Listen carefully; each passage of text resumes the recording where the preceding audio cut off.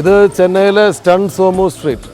Stunt master ആയിരുന്ന fighters association ഉണ്ടാക്കുന്നതിലൊക്കെ വലിയ പങ്ക് വഹിച്ച അന്തരിച്ച സോമു മാസ്റ്ററുടെ പേരിലുള്ള സ്ട്രീറ്റാണിത്. ഇതിന് തൊട്ടടുത്ത തെരുവിലാണ് തമിഴ് സിനിമയിലെ പുതിയ വില്ലനായി രംഗപ്രവേശം ചെയ്ത ഒരു നടൻ താമസിക്കുന്നത്. തമിഴ് സിനിമയിൽ തന്നെ പ്രശസ്തനായിട്ടുള്ള ശ്രീ മണിരത്നം തമിഴ് സിനിമയെ രണ്ടായി വിഭജിക്കുകയാണെങ്കിൽ ഡയറക്ടർ ബാലയ്ക്ക് മുൻപും ഡയറക്ടർ ബാലയ്ക്ക് ശേഷവും എന്നാണ് വിഭജിക്കപ്പെടുക എന്ന് വിശേഷിപ്പിച്ച ബാലയുടെ സംവിധായകൻ ബാലയുടെ നാൻ കടവുൾ എന്ന ചിത്രം എല്ലാ ദൃശ്യ ബോധത്തിനെയും മാറ്റിമറിച്ച, ഇതുവരെയുള്ള ദൃശ്യസങ്കല്പങ്ങളെ മുഴുവൻ മാറ്റിമറിച്ചൊരു സിനിമയായിരുന്നു. ആ സിനിമയിലെ പ്രധാന വില്ലൻ വേഷം അഭിനയിച്ച രാജേന്ദ്രൻ, അദ്ദേഹം മലയാളത്തിലെ ഒരുപാട് സിനിമകളിൽ ഫൈറ്ററായിട്ടും ഫൈറ്റ് മാസ്റ്റർ അസിസ്റ്റൻ്റായിട്ടും ജോലി ചെയ്തിട്ടുള്ള ആളാണ്. അദ്ദേഹം ഇപ്പോൾ തൻ്റെ ജീവിതത്തിലെ ഒരു പുതിയ മേഖലയിലേക്ക് കടക്കുകയാണ് നടനായിട്ട്. ഒരു വില്ലൻ വേഷത്തിന് ഷോലയിൽ ഗബ്ബാർ സിംഗ് ഉണ്ടാക്കിയ ഇമ്പാക്റ്റ് എന്ന് വേണമെങ്കിൽ പറയാം. അതേ ഇമ്പാക്റ്റ് തമിഴ് സിനിമയിൽ ഒരു വില്ലൻ കഥാപാത്രത്തിലൂടെ കൊണ്ടുവന്ന രാജേന്ദ്രൻ്റെ വീട്ടിലേക്കാണ് നമ്മളിപ്പോൾ പോകുന്നത്.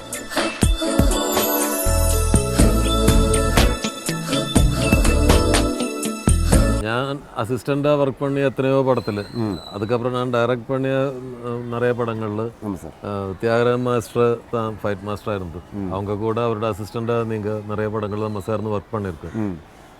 അപ്പോൾ എല്ലാം ഞാൻ பார்க்கும்போது എനിക്ക് രാജേന്ദ്രനോட ഫേസ് ഒരു പെക്യുലർ ഫേസ്, இதுக்கு ஏற்ற மாதிரி கேரக்டர்ஸ் ஏன் வரலேன்னு எப்போதும் திங்க் பண்ணும். ஆனால் நான் கடவுள் படம் பார்க்கும்போது எனக்கு தெரியல நடித்த விஷயம், நீங்கள் நடித்த விஷயம் எனக்கு தெரியல. ஆனால் பார்க்கும்போது அதில் அந்த கேரக்டர் ரொம்ப அற்புதகரமான பெர்ஃபார்மன்ஸ் பண்ணியாச்சு. சரி சார், அந்த எக்ஸ்பீரியன்ஸ் எப்படி இருந்தது? ஆனால் நடிப்புன்னும் போது வந்து சாதாரண ஒரு விஷயம் கிடையாது சார். அது மனசில் உள்ள அந்த ஒரு விஷயங்களை வெளியே அவங்க டைரக்டர் கேட்குற மாதிரியே கொண்டு வந்து கொடுக்குறது, அந்த டைலாக் வந்து கரெக்டாக மாடுலேஷன் பண்ணி பேசுகிறது, அந்த ஷாட்டுக்கு ஏற்ற மாதிரி நம்ம முகபாவத்தை மாற்றுறதுலாம் ரொம்ப ஒரு நடிகனுடைய உண்மையான விஷயம் சார். நம்ம ஃபைட் பண்ணும்போது அப்படியே டமால் டிமில் அடிச்சுடுறோம் விழுந்துறதா போயிடுறோம் சார். நடிப்பு நான் வரும்போது ரொம்ப எனக்கு ரொம்ப கஷ்டமாக தான் சார் இருக்குது நடிக்கிறது. ஆனால் டைரக்டர் என்ன பண்ணார், சரி நீ வந்து ஒரு ஃபைட்டர் தான், நீ உனக்கு ப்ரொப்போசல் கிடையாது, நீ அதனால் நீ வந்து உன்னால் முடிஞ்சளவு நீ பண்ணினே இரு, நான் எடுக்கிறேன் டேக் எடுக்கிறேன் அப்படின்னு சொல்லி நம்மளுக்கு நல்லா தைரியம் கொடுத்தார் சார். அவர் நம்ம ஆர்டர் வில்சன் சொல்லிட்டு கேமராமேன் 2 பேரும் நல்லா தைரியம் கொடுத்து என்னை நடிக்க வச்சாங்க சார். ஒரு ஃபைட்டராக எப்போ சினிமாவில் வந்தது? நான் 1977 சேர்ந்தேன் சார். ஒரு 32 வருஷம் ஆச்சு சார். 32 வருஷம். அப்போ சேரும்போது எவ்வளோ ஏஜ் இருக்குது? ஏஜ் வந்து 20 சார். 20 வயசு. இப்போ வந்து 53 ஆகுது சார். 53 ஆகுது.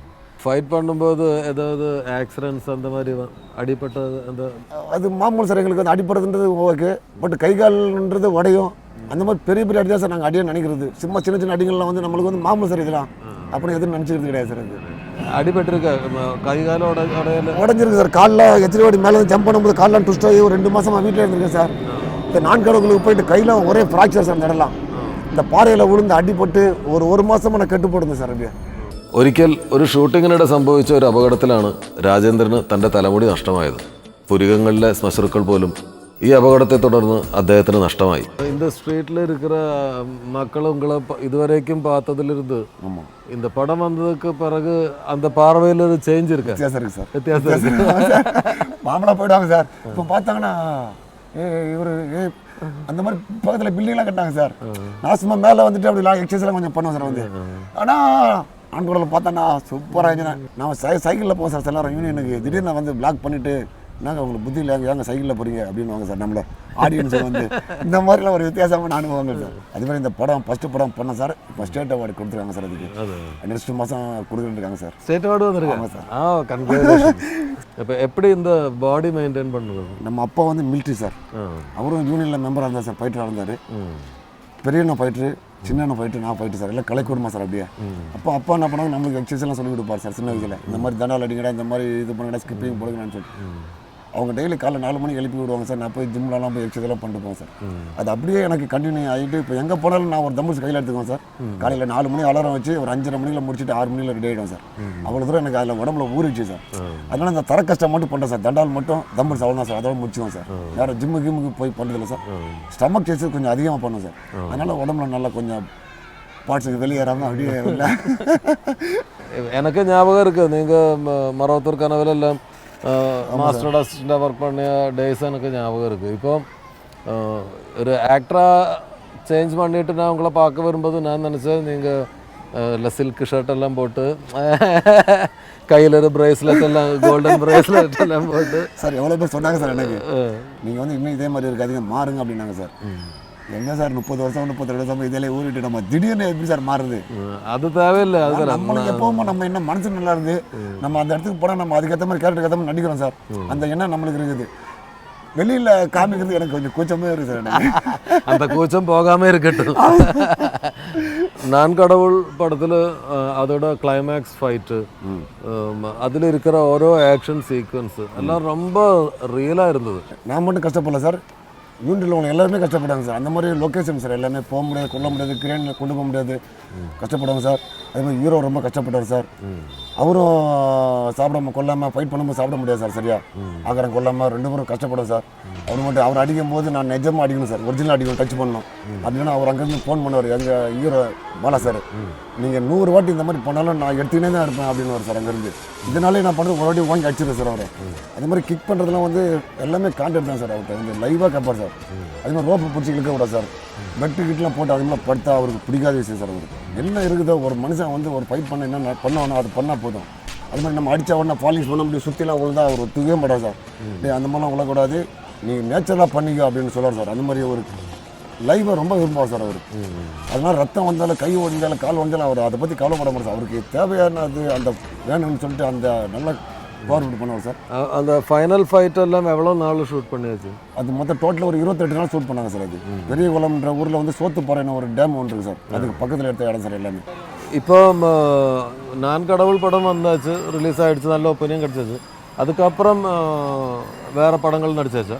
வேறு படம் நடிச்சேன் சார். ஃபஸ்ட்டு படமே மலையாள படம் தான் சார் பண்ணேன். அந்த படம் முடிச்சு ஃபஸ்ட்டு படம் மலையாள படம் சார், சிவபுரம்னு சொல்லிட்டு படம் பேர் சார். நான் சிவனுக்கு போயிடுது சார், காசிக்கு.